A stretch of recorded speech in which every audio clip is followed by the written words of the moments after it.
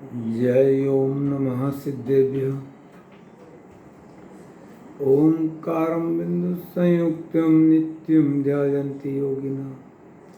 कामदं मोक्षदं चैव ओंकाराय नमो नमः। अविरल शब्द गनुग प्रक्षालित सकल भूतल मलकलंका मुनि विरूपासित तीर्था सरस्वती अर्तुनो दुरितान अज्ञानतिमिरान्धाना ज्ञानाजन्यशलाकया चक्षुरुन्मिलितं येन तस्मै श्रीगुरुवे नमः। मङ्गलं भगवान् वीरो मङ्गलं गौतमो गणी मङ्गलं कुन्दार्यो येन धर्मोऽस्तु मङ्गलम्।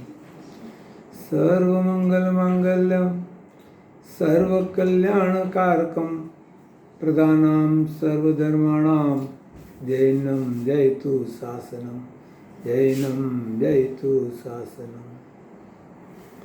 औपकार जिनवर्णो कुन्दनो ध्वनिदिव्यनो जिन कुन्द ध्वनियाप्या अहोते गुरु काननो अहोते भगवती मातनो।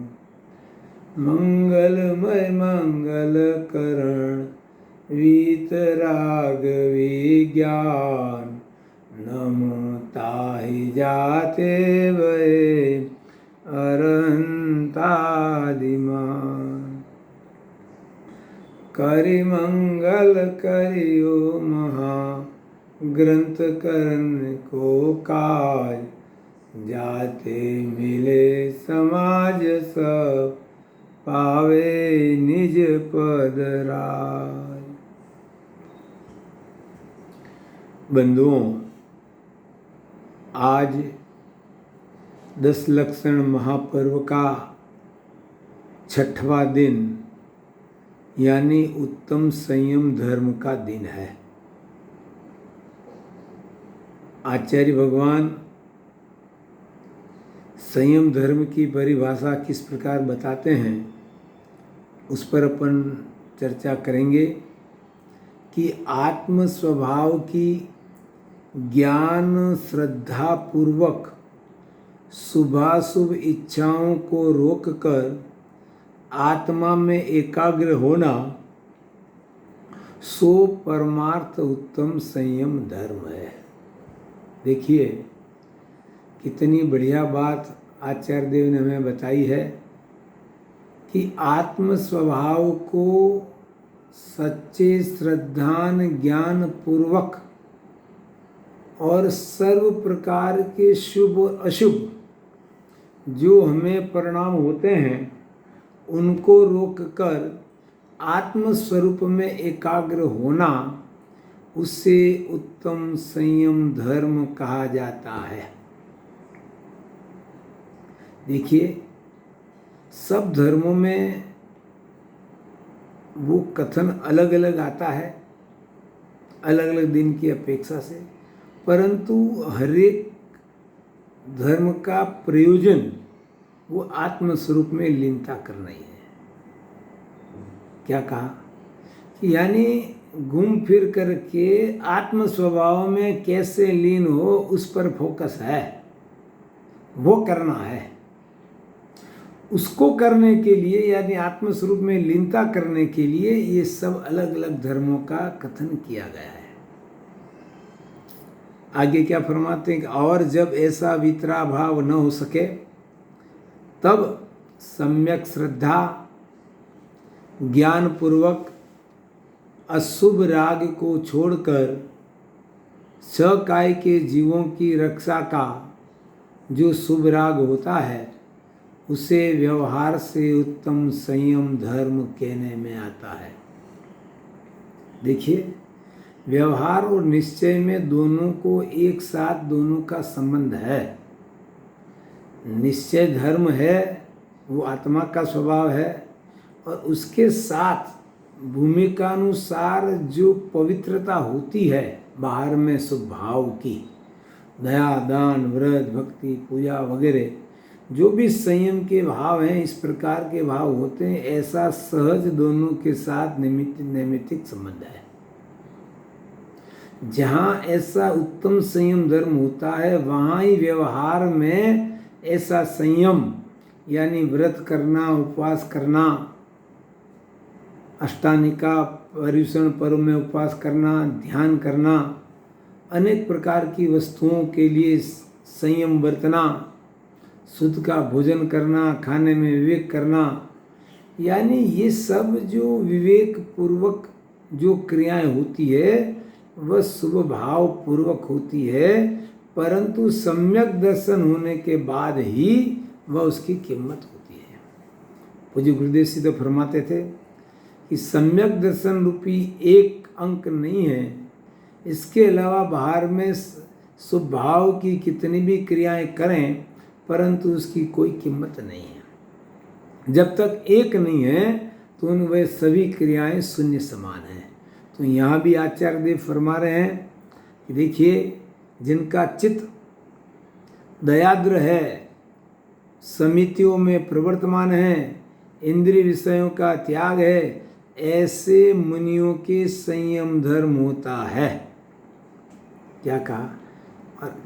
फरमाने वाले आचार्य देव मुनिराज क्या फरमाते हैं कि आत्मभान पूर्वक वितराग भाव रूप अकसाई करुणा प्रकट हुई है तो उन्हें बार व्यवहार में किसी जीवों को कष्ट देने का, उसको दुखी करने का उनके मन में भाव होता ही नहीं है, क्योंकि अंतरंग में आत्म स्वभाव की लीनता हुई है तो बाहर में उनका चित्त भी एकदम दयाद्र यानी दयालु होता है। किसी जीव के प्रति उन्हें उस जीव को दुख देने का, पीड़ा देने का ऐसा भाव ही नहीं आता, तब व्यवहार से उन्हें वह संयम धर्म प्रकट होता है। और संयम धर्म भी भूमिका अनुसार ग्रस्तों के अनुरूप जो प्रतिमा हैं, पहली प्रतिमा से लेकर 11वीं प्रतिमा तक, और मुनिराज हैं तो मुनिराज के तो पूरा संयम होता है।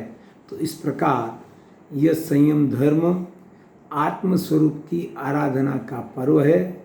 आप और हम सभी इस संयम धर्म के स्वरूप को समझकर अपने आत्मस्वरूप में लीनता करें। इसी पवित्र भावना के साथ आज की संयम धर्म की चर्चा को अपन विराम देते हैं। अब अपना जो विषय चल रहा है वह आचार्य कल्प पंडित प्रवर श्री टोडरमल जी साहब कि जिन्होंने यह मोक्ष मार्ग प्रकाशक आप और हम भव्य जीवों के कल्याण के लिए इसकी रचना की है। इसमें अपन तीसरे अधिकार में चर्चा कर रहे हैं, जिसका टाइटल टोडरमल जी साहब ने दिया संसार दुख का मूल कारण और उस दुख को दूर करने का उपाय क्या है।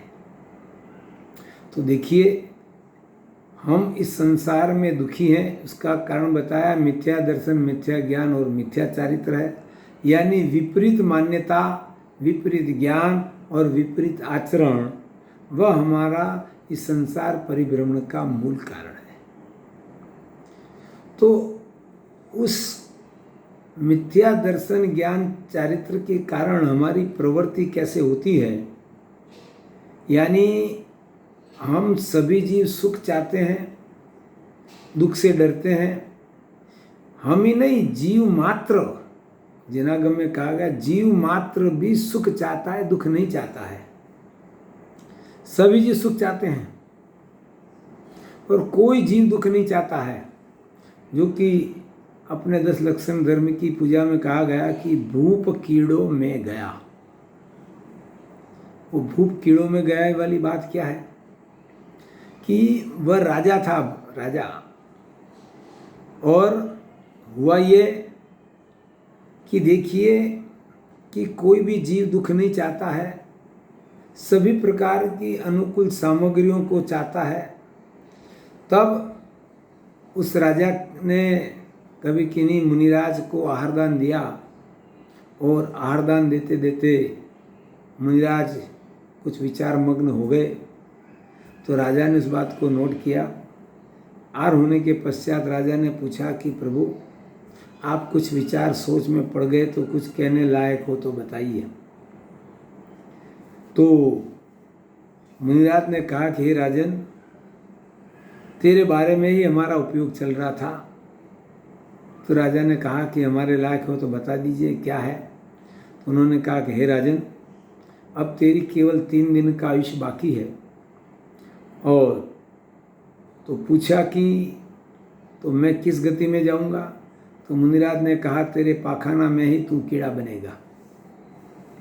राजा इस बात को सुनते ही सहम गया। फिर उसने अपने बच्चों को कहा कि देखो, मैंने राजपाट भोगा है, इतनी सुख सामग्री है, निरंतर सब प्रकार की अनुकूलता है। अब मैं उस कीड़े की पर्याय में रहना नहीं चाहता हूँ। उस कीड़े की पर्याय में जाऊँ तो तुम मुझे वहाँ से निकालना। तो कैसे निकालना कि तुम मुझे मार डालना। देखिए, इसमें बात यह है कि कोई भी जीव इस नीच पर्याय में दुख को प्राप्त करना नहीं चाहता है और सुख के लिए उपाय करता है। तो उन्होंने, राजा ने मुनिराज को ये भी पूछा था कि उसका लक्षण क्या होगा। तो मुनिराज ने बताया कि उसके मुंह पर काले रंग का टीला होगा। तो उसने अपने पुत्रों को सूचना दे दी कि मुझे उस विष्टा में कीड़ा बनना, मुझे रहना नहीं है, तो मुझे मार डालना।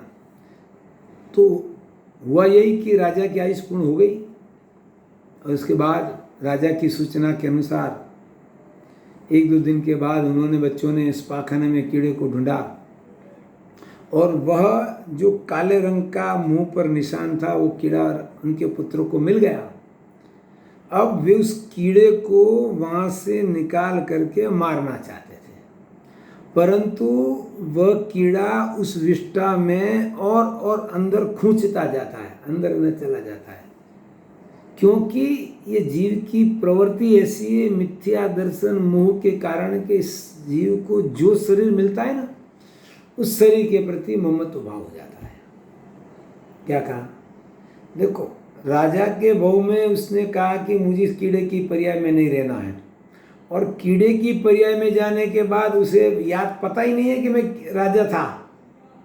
समझ गए? अब इस जीव को मोह के कारण जो पर्याय मिलती है, उस पर्याय में उसे एकत्व बुद्धि हो जाती है। मनुष्य पर्याय में कहा था कि मैं कीड़े में रहना नहीं चाहता हूँ, और जब कीड़े की पर्याय मिली तो कीड़े की पर्याय में जब उसके पुत्र उसे मारना चाहते हैं निकाल करके विष्टा में से, तो वह भागता है। क्या करता है? भागता है। तो हमें इसमें से बोध पाठ लेना है कि जीव मात्र सुख चाहता है, कोई मरना नहीं चाहता। और जैसा भी शरीर हो, सड़ा गला भी शरीर हो ना, फिर भी जीने की आस रखते हैं हम।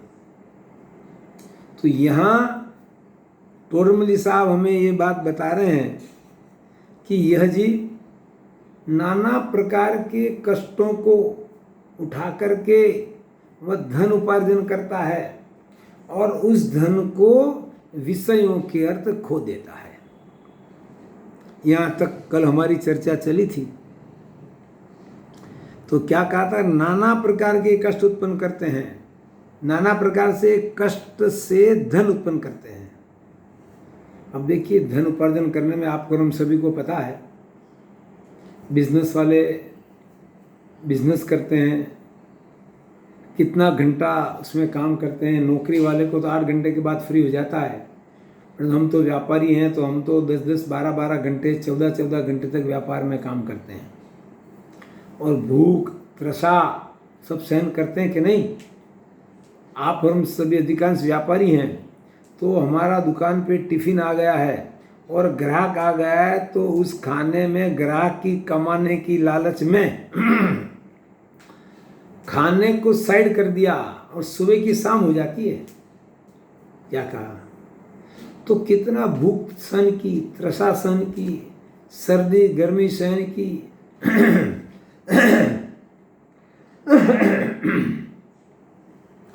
धन कमाने के लिए हम हमारा गांव छोड़ करके दूसरे देश में, दूसरे प्रदेश में, हम भी राजस्थान छोड़ करके यहाँ गुजरात में, अहमदाबाद में आए। आप भी इंडिया छोड़ करके अमेरिका में आए हो, वहाँ भी अनेक प्रकार के कष्टों को उठा करके धन का उपार्जन करते हो, और फिर उस धन को विषयों के अर्थ हम खो देते हैं। अब सोच लीजिए, खाने में, ओढ़ने में, पैरने में, विषय भोगने में, टीवी सिनेमा देखने में क्या होता है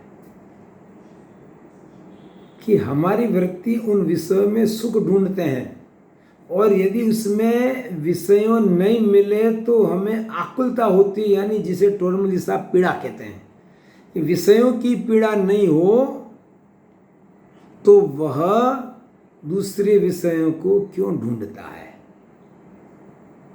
और यहाँ तक कहते हैं कि विषय सेवन की पीड़ा उसे सहन नहीं होती तो मरण को प्राप्त करके भी सुखी होना चाहता है। क्या होना चाहता है? सुखी। देखिए, आप हम कई बार अखबारों में पढ़ते होंगे कि किसी को कोई बीमारी हुई, असाध्य बीमारी हुई, बीमारी अच्छी नहीं होती है, और फिर उस बीमारी से बोर होकर खुद आत्महत्या कर लेता है। कोई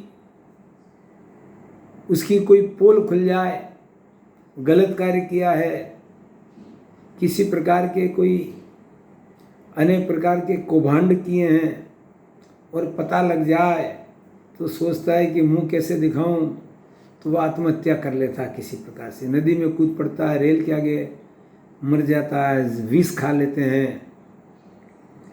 तो ये घटनाएं आप और हम सभी आए दिन अखबारों में पढ़ते हैं, टीवी में देखते हैं। तो ये चीज़ें क्या बताती है कि हम विषयों की पीड़ा जो है ना, वो पीड़ा सहन नहीं होती है, तब विषयों में हमारी वृत्ति जाती है। वो बात आगे टोडरमल साहब हमें कह रहे हैं। तो क्या कहा कि नाना कष्ट से धन उत्पन्न करते हैं, उससे विषय के अर्थ खो देते हैं, तथा विषयों के अर्थ जहाँ मरण होना जानते वहाँ भी जाते हैं, जो मैंने आपको पहले कह चुका हूँ। नरकादि के कारण जो हिंसादि कार्य उन्हें भी करते हैं। देखो, विषय भोगने के लिए, आनंद मानने के लिए हिंसा में, हिंसा नंदी आनंद, क्या कहा? हिंसा की प्रवृत्ति में आनंद मानना। कई बार ये बैल होते हैं ना, बैल, उस जाति में उनको आखला कहते हैं, तो उसकी लड़ाई कराते हैं, उसकी दौड़ दौड़वाते हैं। भारत में भी होती है, विदेशों में भी होती है, और घायल हो जाते हैं और फिर भी उसमें आनंद मानते हैं। अब देख लो, उसे ये पीड़ा नहीं तो क्या है, क्योंकि देखने की और उसमें जो विकृत आनंद, दुख हो करके दुख लेने की, फिर भी उसमें आनंद मानते हैं। कितने लोग घायल हो जाते हैं, कुछ लोग मर भी जाते हैं। मुर्गे की लड़ाई देखते हैं, कई प्रकार के लोग हिंसा की प्रवृत्ति करते हैं। तो कहते हैं कि यदि इससे नरक का कारण मिल जाए तो भी हिंसादि का कार्य उन्हें करते हैं, तथा क्रोधादि कसायों को उत्पन्न करते हैं। क्या करते हैं? विषयों के अर्थ हमारे के अनुसार कुछ नहीं हो तो क्रोधादि भी होते हैं। तो इस प्रकार अब आगे क्या कहते हैं, देखिए कि वे करें क्या, इंद्रियों की पीड़ा सही नहीं जाती, इसलिए अन्य विचार कुछ आता नहीं। इस पीड़ा से पीड़ित हुए इंद्रादिक हैं, वे भी विषयों में अति आसक्त हो रहे हैं। देखो क्या बात बताई है कि इंद्रियों, वे करें क्या, यानी लाचार हैं। करें क्या का मतलब क्या? वो लाचार हैं, यानी वो पीड़ा सहन नहीं होती है तो उससे जो भाषित होता है उपाय करते हैं, तो पीड़ा सही नहीं जाती, इसलिए कुछ विचार ही आता नहीं है। और इस पीड़ा से पीड़ित हुए इंद्रादिक भी हैं। मनुष्यों की बात तो ठीक, टोडरमल साहब का इंद्र, जिनके कुछ सुविधाओं की कमी नहीं है, फिर भी यदि उससे वह बाह्य विषयों में सुख होता और उसमें सुख मानते हैं, होता है नहीं पर मानते हैं, और वे भी विषयों में अति आसक्त हो रहे हैं। अब ये बात मिथ्या दृष्टि देवों की बात कही गई है। सम्यक दृष्टि के लिए लागू नहीं पड़ती। सम्यक दृष्टि भी विषय तो भोगते तो हैं, परंतु उनमें हेय बुद्धि होती है और वह उस सुख में उनकी उपेक्षा पूर्वक करते हैं। अज्ञानियों की तरह लिप्त होकर लोलुपता से नहीं भोगते हैं, क्योंकि उन्हें भी चारित्र मोह के उदय से ऐसा राग आता है, परंतु फिर भी उसमें अति लिप्त होकर के, आसक्त होकर के भोगों को नहीं भोगते हैं। आत्मस्वरूप को वे गौण नहीं करते हैं, फिर भी राग भूमिका अनुसार आ जाता है। तो फरमाते हैं कि इस पीड़ा से पीड़ित हुए इंद्रादिक भी हैं, वे भी विषयों में अति आसक्त हो रहे हैं। लो, इंद्र भी विषयों में आसक्त हो रहे हैं। तो क्या कह रहे हैं कि क्यों हो रहे हैं? तो उसका टोरमली साहब एक बढ़िया दृष्टांत देते हुए फरमाते हैं, जैसे खाज रोग से पीड़ित हुआ पुरुष आसक्त होकर खुजाता है, पीड़ा न हो तो किस लिए खुजा है। देखिए कितना बढ़िया दृष्टांत दिया है। क्या कहा कि जैसे किसी को खुजली का रोग हो जाता है ना, अब खुजली का रोग हो जाता तो क्या होता है, उसे बार बार खुजली आती है। अब खुजली वाले को पता है कि जितना मैं खुजली करूंगा उतना मेरा रोग बढ़ेगा, घटेगा नहीं। डॉक्टर ने भी बताया उसे।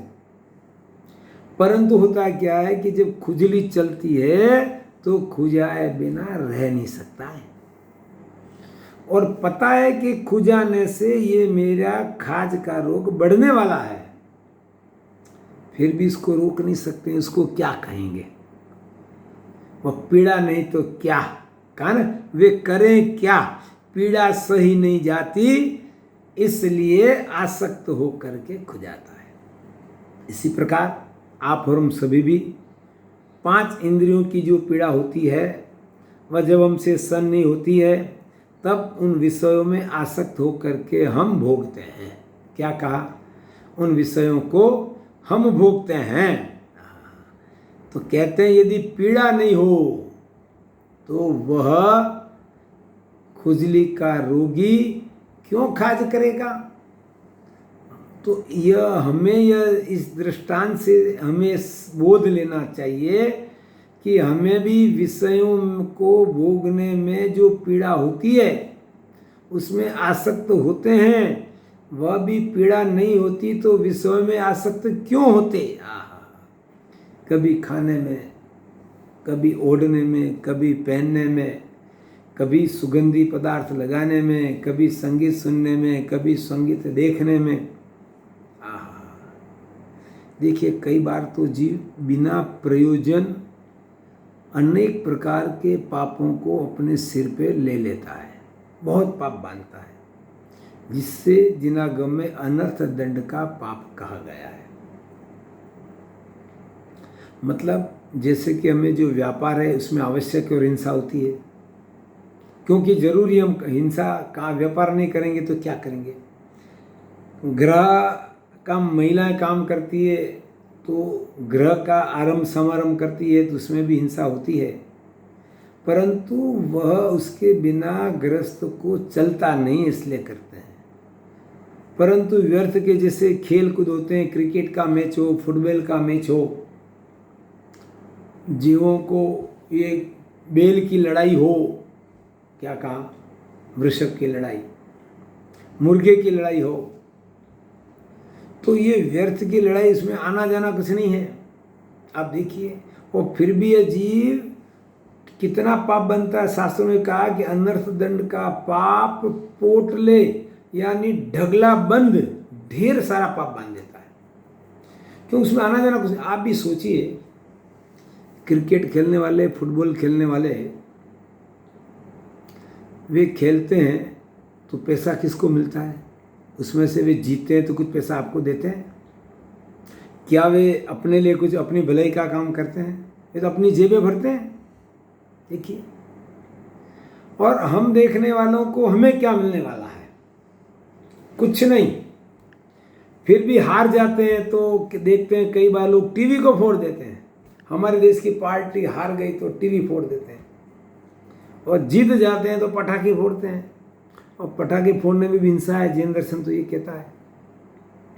और ढेर सारा पाप वो बिना प्रयोजन पाप बांधता है। एक बात, ये बात चली, ढेर सारे क्रिकेट देखने वाले कितने जीव हैं, फुटबॉल देखने वाले कितने जीव हैं, तो ये ढेर सारे जीव एक साथ पाप बांधते हैं। कितने जीव देखते हैं आप सोचिए।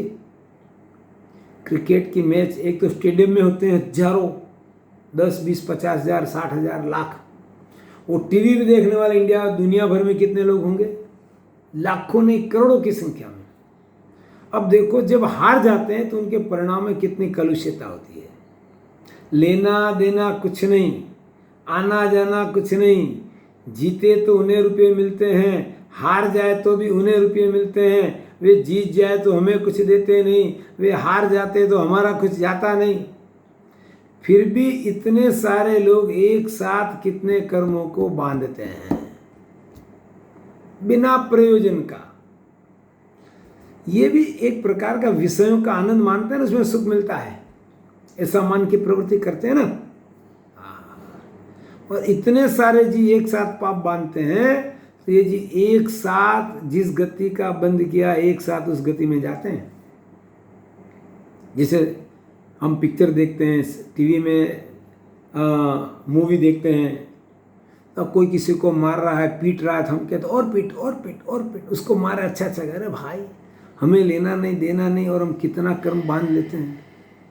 और कितने जीव बांधते हैं, उस सीरियल को देखने वाले जितने जीव हैं सब एक साथ बांधते और एक साथ मर करके पृथ्वी काय में, जल काय में, अग्नि काय में, वायु काय में, वनस्पति काय में।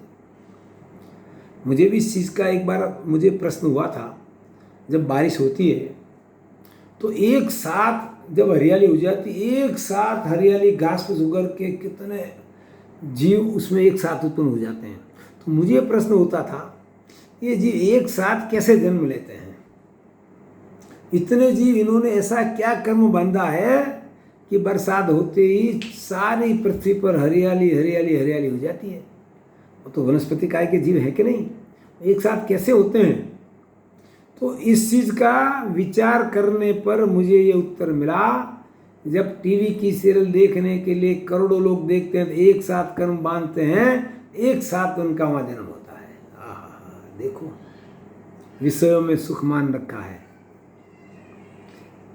इस प्रकार नाना कष्टों द्वारा धन को उपार्जन करते हैं और इस प्रकार देखने के लिए, सुनने के लिए उस पैसे को खो देते हैं। तो क्या कहा कि खाज रोग से पीड़ित हुआ पुरुष आसक्त होकर खुजाता है, यदि पीड़ा न हो तो किस लिए खुजाए? उसी प्रकार इंद्रिय रोग से पीड़ित हुए इंद्रादिक आसक्त होकर विषय सेवन करते हैं, पीड़ा न हो तो किस लिए विषय सेवन करें? देखिए टोरमल साहब ने कहा है कि यदि जीव को रोगादिक न हो तो वह औषधि को क्यों चाहेगा। क्या कहा? यदि हमारे शरीर में बीमारी है तो हम दवाई लेंगे, पर जब हमारी रोग अच्छा हो गया तो कोई दवाई लेंगे कि नहीं? उन्होंने कहा कि यदि विषय भोगने पर यदि तुम्हें निराकुल हो जाते हो, सुख मिल जाता है, तो फिर दूसरे विषयों को क्यों चाहते हो? यदि रोग मिट गया फिर कोई दवाई नहीं लेते हैं। तो इससे सिद्ध होता है कि हम विषयों को भोगने पर भी हमें सुख नहीं मिलता है, तो दूसरे विषयों में हमारी प्रवृत्ति होती है। और इस विषयों की पीड़ा यहाँ कह रहे हैं कि इंद्र भी यदि इंद्रिय रोग से पीड़ित है, इसलिए तो आसक्त होकर विषयों को भोगता है। अब सोचिए इंद्र का भोग तो कितना होगा। हमारी तरह उन्हें तो कमाना भी नहीं है, नींद भी नहीं है, और जब जैसी खाने की इच्छा हो आयु के अनुभाग में उतना कंठ में अमृत झर जाता है, और पूरा स्वर्ग विमान, न गर्मी है न सर्दी है, मतलब एयर कंडीशन जैसा वातावरण होता है उनका,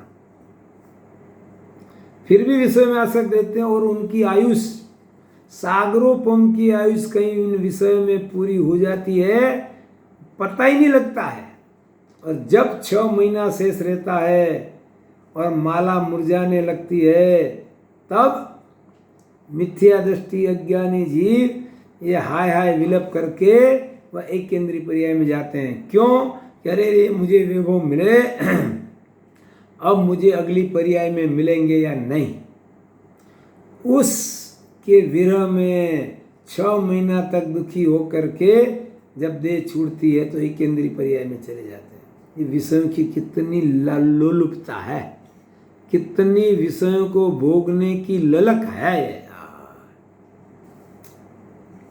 तो क्या कह रहे हैं कि इस प्रकार इंद्रिय रोग से पीड़ित हुए इंद्रादिक भी, आप और हमारी क्या बात है, इंद्रादिक भी, बड़े बड़े राजा महाराजा भी, वे आसक्त होकर विषय सेवन करते हैं। विषय सेवन का मतलब एक इंद्रिय विशेष का नहीं, 5 इंद्रिया ले लेना। यदि पीड़ा न हो तो विषय किस लिए सेवन करें, इसका वैसे सिद्ध होता है। देखिए, जो मैंने टोडरमल साहब के लिए आपको कहा था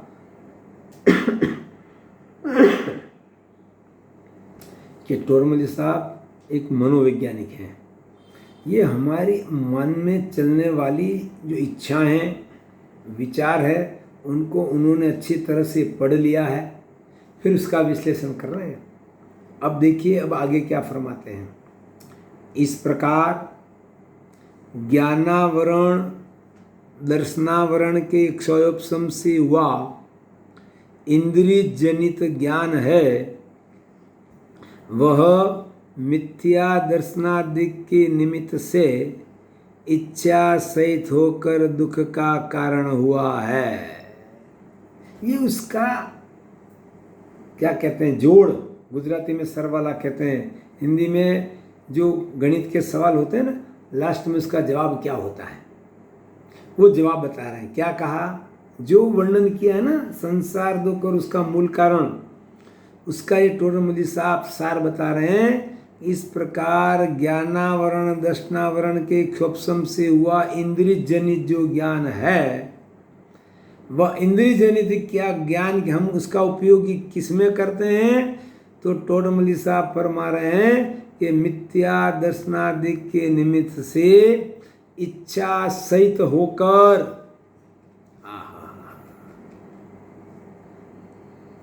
वह दुख का कारण हुआ है।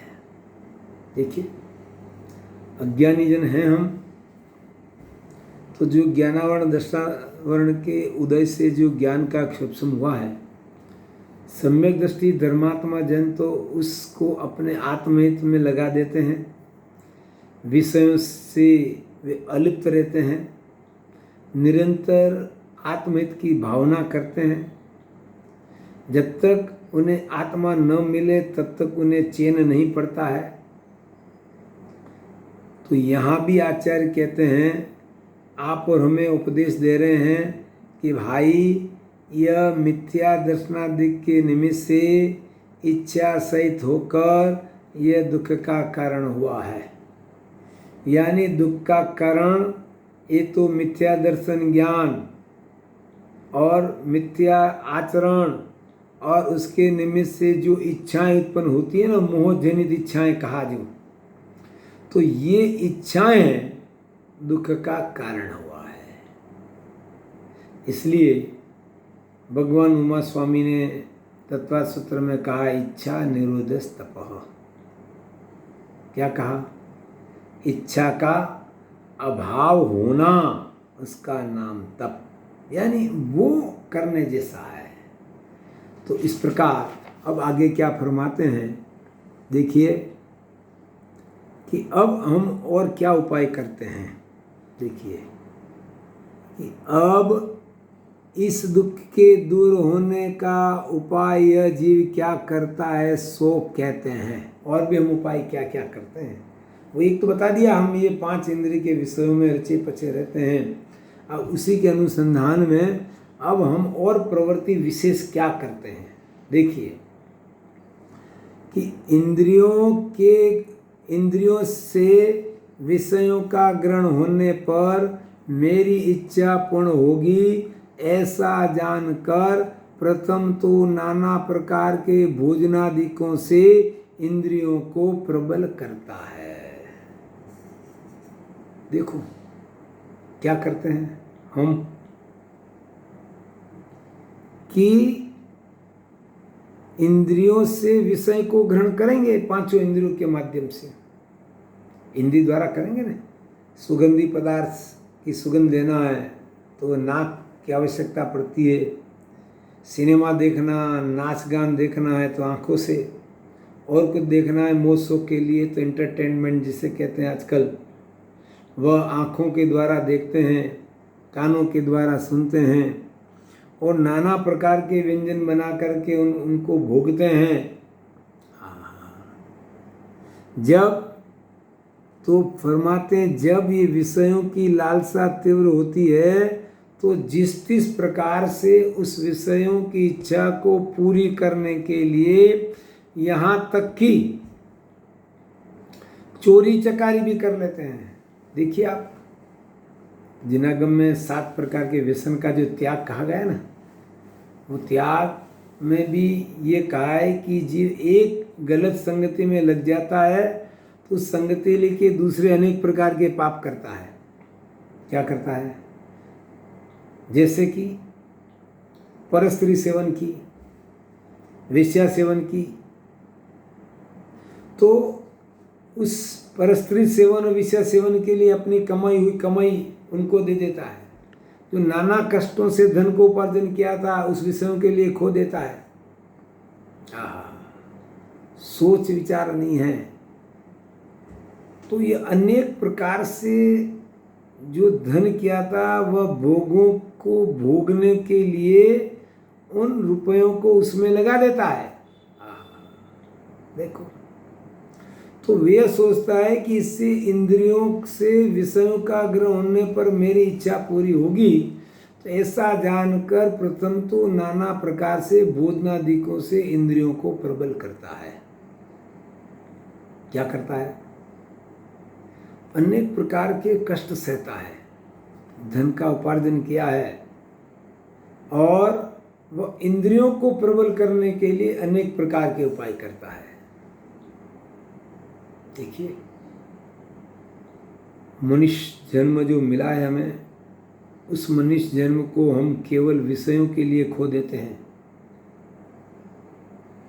दौलत राम जी साहब ने छडाला में कहा, दुर्लभ लही जो चिंतामणि, त्यों पर्याय लही त्रस तणी, लट पीपल अले आदि शरीर, दर दर मर्यो सयो बहुपीर।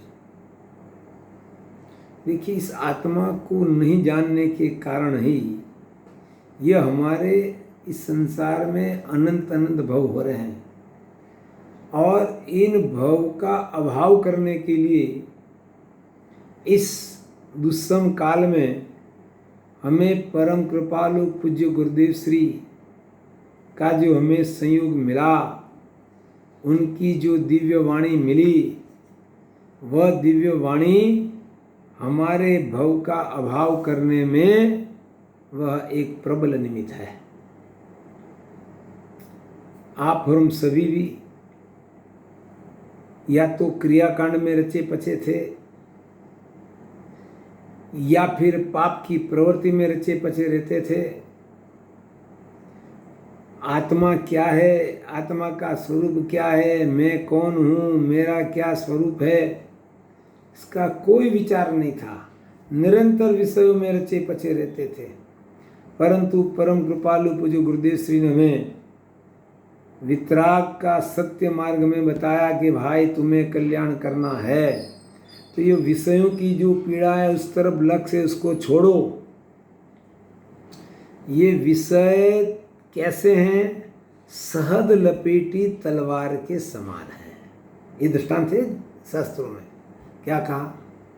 अभी जो भोग भोगते हैं ना, उस समय मीठे लगते हैं ऐसा लगता है, तो वो सहद लपेटी तलवार जैसा है। जैसे तलवार के ऊपर शहद लिपटा दिया हो और शहद को स्वाद लेने के लिए हम यदि जीभ पर तलवार को घिसें तो क्या होगा? उसका स्वाद तो आएगा, परंतु साथ साथ हमारी जीभ भी कट जाएगी। मतलब ये कि वर्तमान में हमें यह कदाच क्षणिक सुख इन विषयों में मिले, परंतु भविष्य के लिए तो दुर्गति खड़ी है। क्या कहा? ये दुर्गतियां खड़ी है। अभी वर्तमान में जो सुख मानते हैं, भविष्य में ये तुम्हें बहुत इसका कई गुना अधिक दुख देगा। जो थोड़े समय के सुख और दीर्घ समय के लिए दुख भोगने के लिए तैयार रहना, उसके लिए पूज्य गुरुदेव श्री ब्रह्मदत्त चक्रवर्ती का दृष्टांत देते थे कि ब्रह्मदत्त चक्रवर्ती अंतिम चक्रवर्ती हुआ इस भरत क्षेत्र में, जिसकी 700 वर्ष की आयुष थी। कितनी? 700 वर्ष की आयु। और मरण समय में वह हाय रानी, उसका कुछ रानी का नाम था, मैं भूल गया हूँ। उस रानी के अंदर उसका मोह अटका हुआ था। हाय वो रानी करते करते मर गया। और चक्रवर्ती की कौन सी गति होती है पता है? उसके लिए 3 ही गति है। या तो उस भाव में पुरुषार्थ करके दीक्षा लेकर के केवल ज्ञान प्राप्त कर ले तो सिद्ध दशा होती है, या फिर देव पर्याय मिलती है। और यदि वह अच्छे कार्य नहीं किए चक्रवर्ती पर्याय में और भोगों में तल्लीन रहा तो वह मर करके 7वीं नरक में जाता है। 6ठी, 5वीं, 4थी, 3री, 2री, पहली नहीं। देखिए, अब इसमें एक बात ध्यान देने योग्य है कि चक्रवर्ती है ना, तो उनका पुरुषार्थ भी प्रबल होता है। देखो समझना, यदि वह सीधा पुरुषार्थ करें, जैसे भरत चक्रवर्ती ने अंतर्मुहूर्त में केवल ज्ञान ले लिया, सीधा पुरुषार्थ करें तो मोक्ष ले लेते हैं। पुरुषार्थ की प्रबलता होती है चक्रवर्ती में। और यदि इतना उग्र मोक्ष नहीं ले लिया तो देवपर्याय में जाते हैं मुनिपना लेकर के। और यदि वही पुरुषार्थ, वही शक्ति यदि उल्टी चले, विषय में तल्लीन हो जाए, तो कहाँ जाते हैं वो? 7वीं नरक में जाते हैं। विचार करो। तो गुरुदेव श्री फरमाते हैं 700 वर्ष की आयुष, उसके सामने 33 सागर की जेल। अब उसने उस विषय में सुख माना ना, 5 इंद्रिय के विषयों में, उस सुख में सुख माना, उसका फल 33 सागरोपम की नरगति मिली उसे। वर्तमान में भी उस विषयों में लिप्त होकर अपने आप को ब्रह्मणा से सुखी मानता था, परंतु सुख नहीं था उन विषयों में, था तो दुख। मान लिया सुख। वह 700 वर्ष तक जो इंद्रिय के सुखों में सुख बुद्धि रही, उसका फल 33 सागर की जेल, नरगति मिली, जेल, नरगति की जेल मिली उसे। तो पाप किया 700 वर्षों तक यहाँ भी, और उससे जो उसके कर्म बंधे ना विषय में लोलुपता के कारण, उसे 7वीं नरक तक ले गया। देखो, इसलिए यहाँ टोडमल साहब हमें जो वर्णन कर रहे हैं, 5 इंद्रिय के विषय में जो सुख बुद्धि है, वह सुख बुद्धि छुड़ाने के लिए फरमा रहे हैं। हम उन दुखों को दुख नहीं मानते हैं, तो वे प्रैक्टिकल दृष्टांतों द्वारा हमें बता रहे हैं कि इन विषयों में सुख नहीं है, दुख ही दुख है।